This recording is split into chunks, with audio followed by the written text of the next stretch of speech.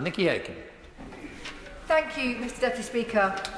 When I stood for election, I promised my constituents I would be a strong local voice.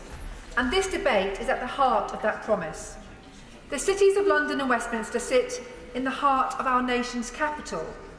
It may be considered one of a handful of global cities, but to those of us who call it home, it is also a group of local villages with local people who are incredibly proud of their neighbourhood's history. Whether it's Covent Garden, the Square Mile, Marylebone, Pimlico, Hyde Park or the West End, heritage matters. Heritage matters, Mr Deputy Speaker, for so many reasons, not least because of its significant pull factor for tourism. In London, we see this on a magnified scale, with people coming from all over the world to visit our heritage buildings, palaces, iconic sites, parks, and enjoy our cultural offer. Places like Buckingham Palace and Westminster Abbey, which will come into sharp focus later this year with the coronation of King Charles III and Queen Camilla. And right here in the Palace of Westminster, where we sit today, it is a UNESCO World Heritage Site. This being said, I can think of no better time for this debate, with this being English Tourism Week. I recognise the incredible work my honourable friend's department is doing to bolster UK tourism, especially since the pandemic. In particular, I applaud the DCMS's support of heritage and the arts, including, of course, the £1.57 billion Culture Recovery Fund and measures within the tourism recovery plans. I do so in large part because London's unique appeal lies in its ability for its heritage assets to tell the many stories of a 2,000-year-old city. In London, our historic buildings are so common that it's easy for us to take them for granted without giving them a second thought. But without protection, these buildings may not be here in the future. This is made clear in Historic England's annual at-risk register, which highlights the critical health of England's most valued historic places. For those in the City of London and Westminster, these places have huge community importance. From the Buddhist temple in Margaret Street to the former Samaritan's Hospital for Women in Marylebone to the 18th century church of St Mary Warneth in the City of London. These are valued historic places, many of which, according to Historic England, are at risk of being lost. In 2022, London saw 421 listed buildings, 101 places of worship, 25 archaeological entries, 12 parks and gardens, and 72 conservation areas at risk of neglect, decay, and inappropriate change. Thankfully, many have been rescued thanks to heritage bodies and dedicated teams of volunteers, community groups, charities, owners and local government all working together. For example, we recently saw 3 historic buildings with heritage value under threat in the 2 cities, saved due to community action which I was delighted to fully support. Here I speak of Bevis Synagogue, the oldest synagogue in continuous use in the United Kingdom, and the historic Simpson's Tavern in Leadenhall, which is 250 years old and is a constant in an ever-changing part of the City of London. Both were under threat, but local people stood up and said no to unfettered development and yes to heritage. On that point. Of course I'll give way. Can I commend the Honourable Lady, and I spoke to her beforehand, for the cities of London and Westminster for bringing this forward. There's not a word that the Honourable Lady hasn't said that I fully support and see the need for. And she's right about the heritage assets. It's historic, it needs to be retained, it needs to be protected. That can only happen through funding. But the Honourable Lady also referred to tourism. And the tourism that we have is a tourism that goes across the whole of the United Kingdom of Great Britain and Northern Ireland, where we can all benefit. I encourage people to come to London for their holidays. I'm sure the Honourable Lady encourages people to come to Stratford, to my constituency, for holidays as well. And whenever she comes, whenever the Honourable Lady comes, I would suggest that she goes and visits Scrabo Tower, which is a historic building which has been retained for some 200 or 300 years, and it overlooks Stratford Lock. Whenever I go home on the plane, I'm coming to the end, whenever I come home on the plane on a Thursday night, when I usually head home, that will be tomorrow morning, when I see Scrabo Tower, I know I'm coming home. It always does my heart good. I thank the Honourable Gentleman for his intervention, and as he knows, I have visited Stratford several times, and I plan to do so in the near future, because it is a great place and a beloved place as part of the United Kingdom. Mr Deputy Speaker, as I was saying, we cannot rely solely on community protection to protect our cultural assets. Now there are cases where people and local government really make an effort to ensure we look after these heritage assets. We have seen this with the Smithfield market site, which has been in place since the 14th century. It is now to be the home of the Museum of London, which is being moved out. Here, development plans are paying a lot of attention to preserving the historic fabric of London for future generations, and I pay tribute to that.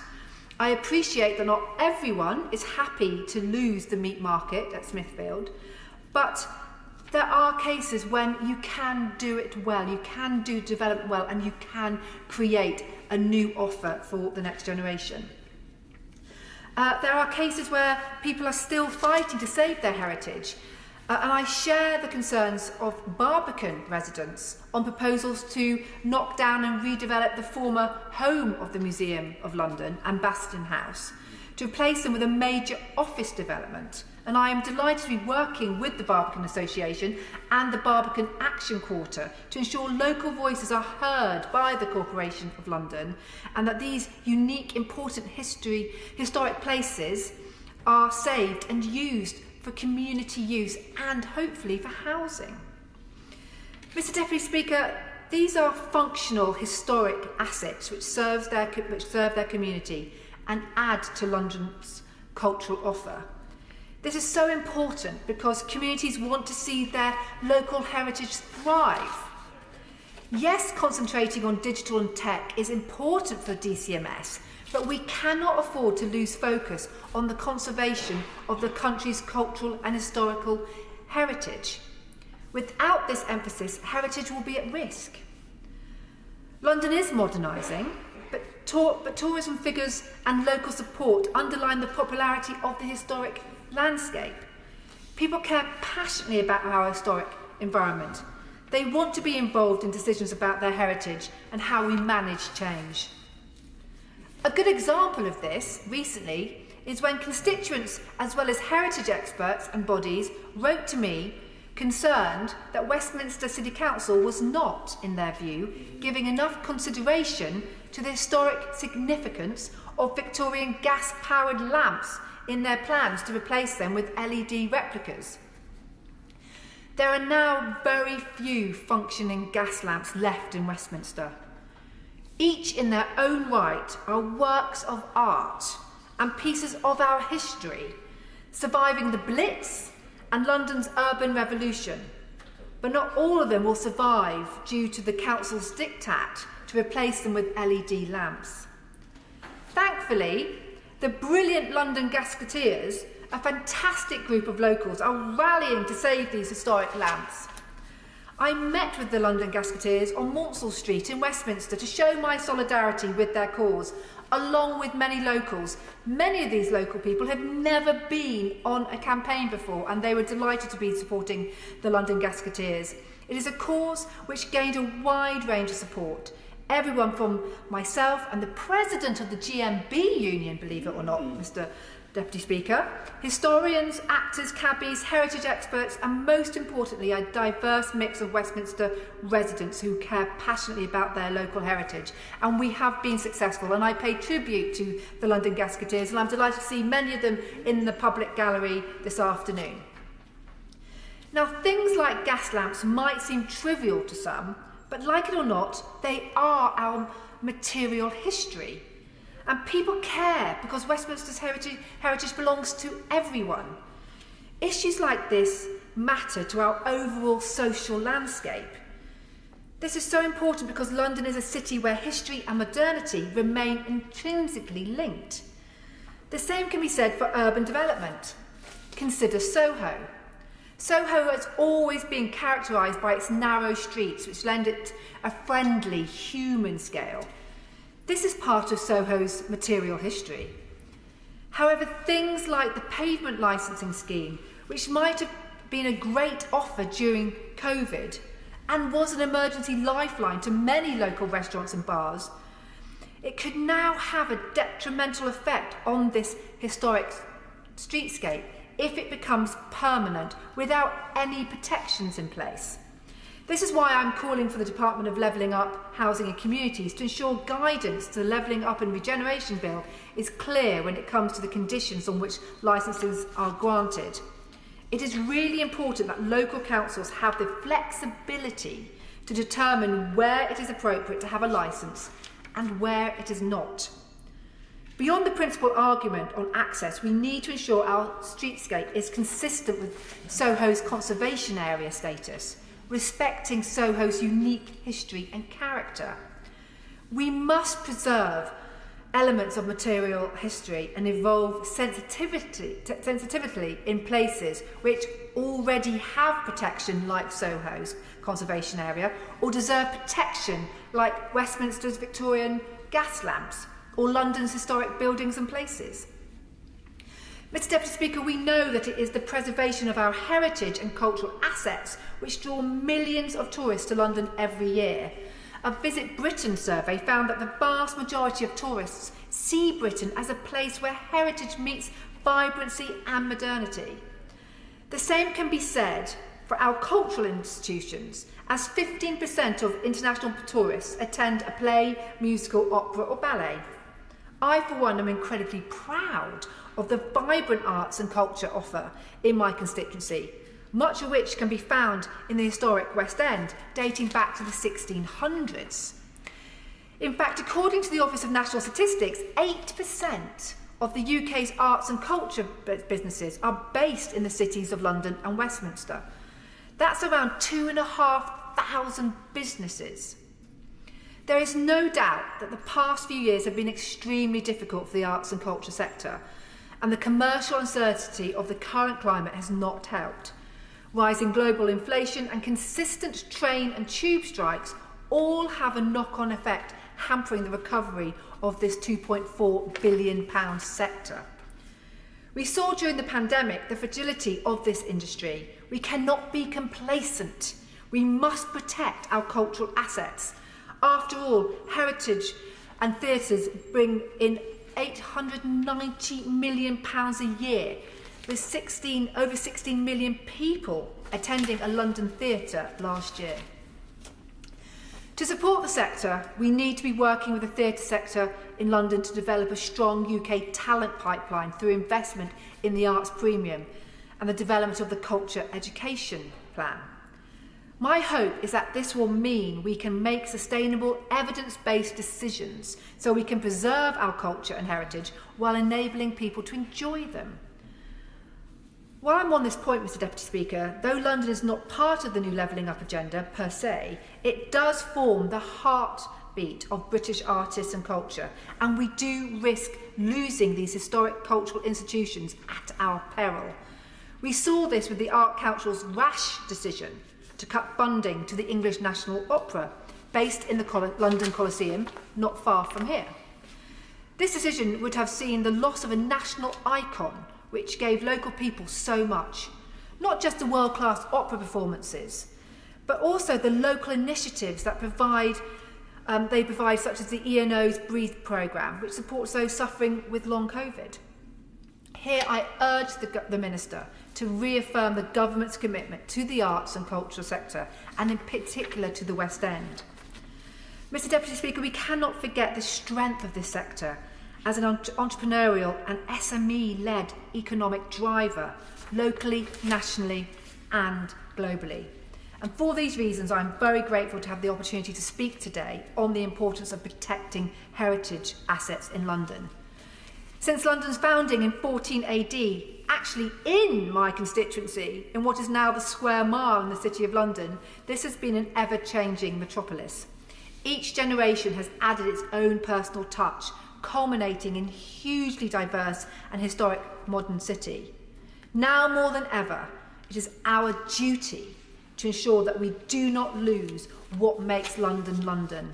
Therefore, we must be proactive in protecting our cultural assets, from the West End to the wider historic fabric of London, which is becoming increasingly under threat.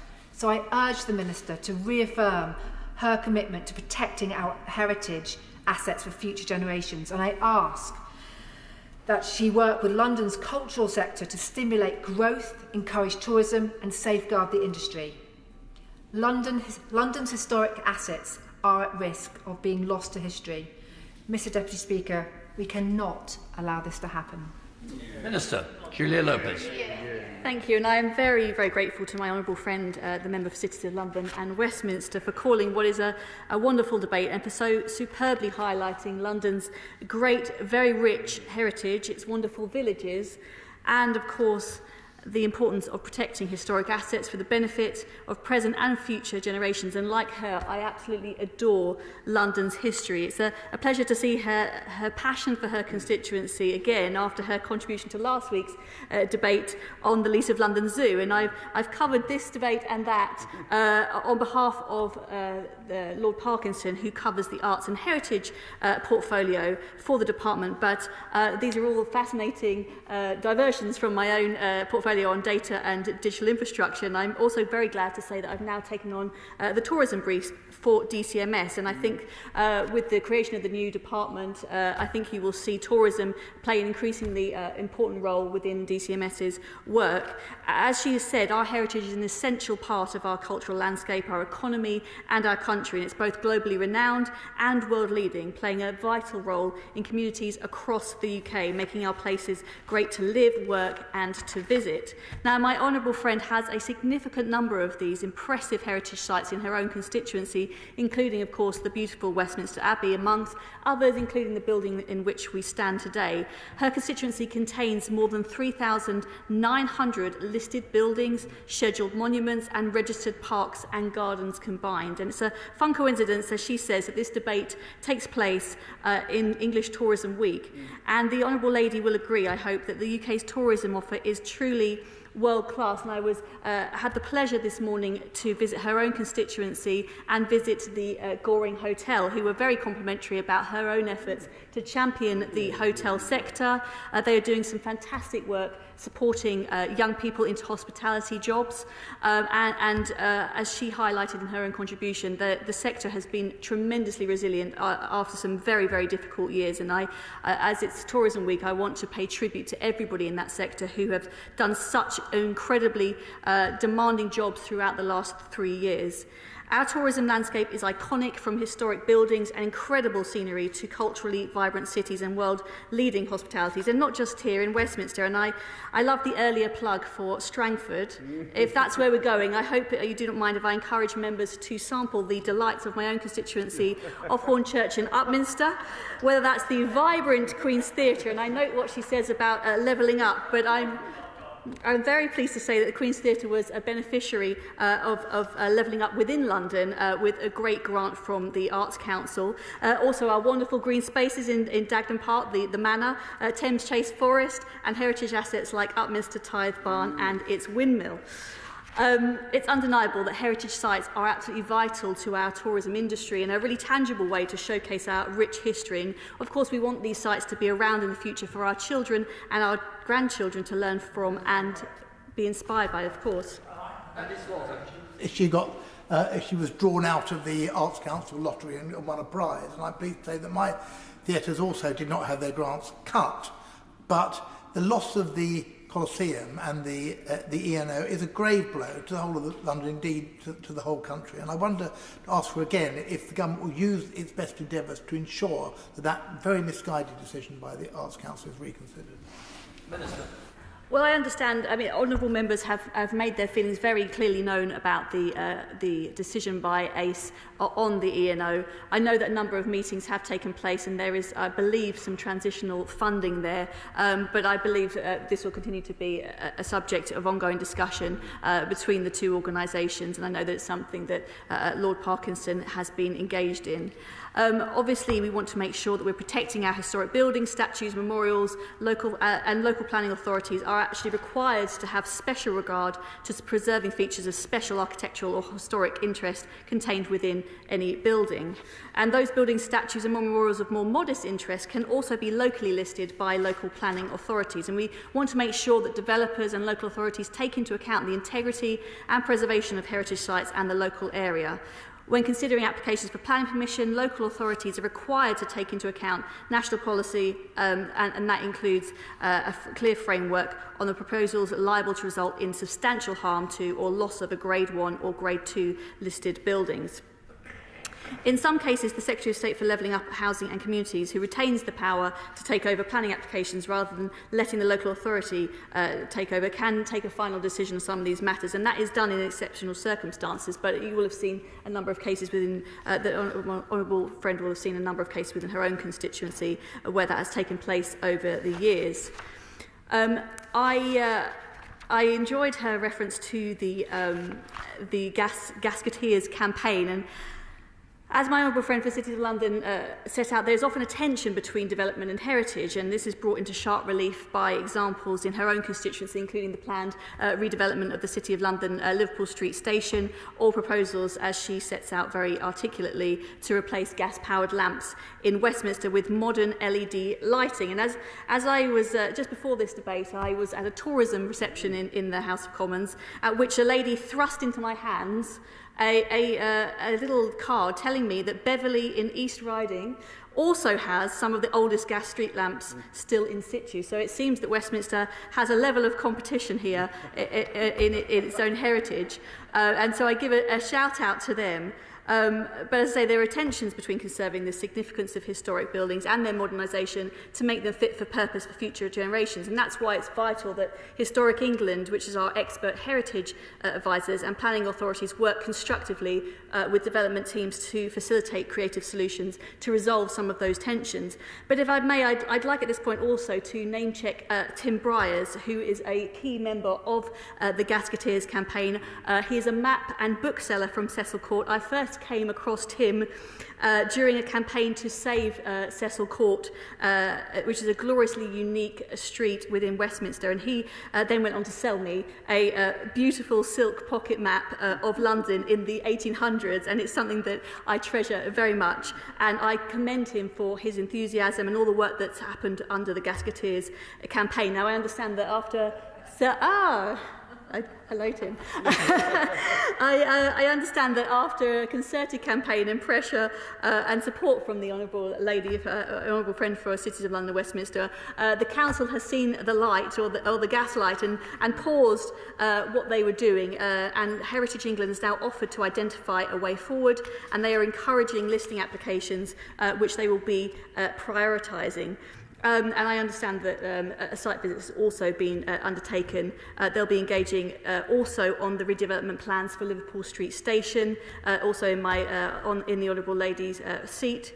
Looking especially at the station, but also the Great Eastern Hotel. And having sat on the planning committee for the neighbouring borough of Tower Hamlets, I fully understand some of the tensions that are there and some of the things that we have managed to save for London's historical fabric from rather ugly and unpleasant development over the years. And I think also of campaigns on the Fruit and Wool Exchange, and she also cited some of the campaigns in relation to Smithfield. I think back with some concern with some of the original proposals for Smithfield, which were not sympathetic. And I genuinely believe that actually preserving this historic fabric can really enhance and probably, no doubt, increase the value of some of these developments. And I think that if the sensitive approach is taken, I don't think there needs to be an either-or in terms of the protection of heritage and the ability for developers to make a profit.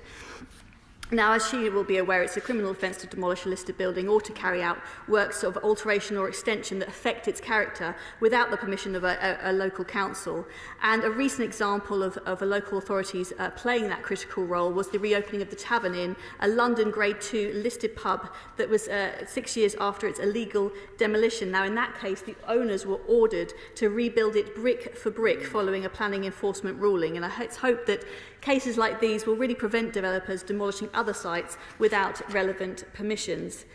She will also be aware of Historic England's Heritage at Risk programme, which gives us as a department a strategic overarching view on the overall state of England's historic sites, and that identifies sites that are most at risk of being lost as a result of neglect, decay or inappropriate development. Every year, Historic England updates that register, and the end result is a dynamic picture of the sites most at risk and most in need of safeguarding for the future. Now, as she says, there are 16 at-risk sites within the cities of London and Westminster, and Historic England is actively engaged with owners and local authorities to find solutions and ensure repairs. And I know that my honourable friend will be watching those 16 cases like a hawk. The protection of London's fantastic heritage also extends to supporting the capital's vibrant theatre scene and cultural offering, and recent government funding has ensured that access to arts and culture is not limited to the bright lights of the West End, but can be experienced by everyone. Investments in theatres across the country has increased through the the latest Arts Council England investment programme, both in terms of the number of organisations supported and, of course, the volume of funding, which is now more than £110 million each year to nearly 200 organisations. And there were also some positive announcements on the extensions of tax reliefs in the budget. That's on top of the unprecedented £1.5 billion culture recovery fund, through which over £270 million was given to support almost 700 theatre organisations across England during the pandemic. Now, of course, it goes without saying that the protection of heritage and cultural assets for the benefit of future generations requires people to work in them and for children to learn and understand their heritage. We recognise, as she's highlighted, the importance of cultural education for the future of our world-leading arts and culture sectors in the UK, and we think that all children should be entitled to take part in those cultural enriching opportunities. They're an essential part, we believe, of a broad and very balanced education, and they support children's health, well-being and wider development. It's something that I feel particularly passionate about and that I'm working very, very closely with Lord Parkinson on as we work with the Department for Education in publishing a cultural education plan later this year. That plan aims to highlight the importance of high-quality cultural education in schools around the country, promoting their social value, but as the Minister for the Creative Industries, I also see it as critical to building our pipeline of talent into those industries, which have skills shortages, as does the tourism industry. So in a nutshell, we are committed to making sure that our historic environment is properly protected, promoted and conserved for the benefit of present and future generations, but also because it's that heritage that draws visitors from every corner of the world, whether that's through the statutory functions that protect our most special historic buildings and ancient monuments, or through public bodies it funds like Historic England. My department seeks to protect and promote understanding of and access to our glorious historic environment, and I should like once again to thank my honourable friend for the City of London and Westminster for bringing the House's attention to this issue, and as ever for being a truly passionate advocate for London's heritage. Question is that this House do now adjourn. As many of that opinion say aye. Contrary, no. The ayes have it. Order, order.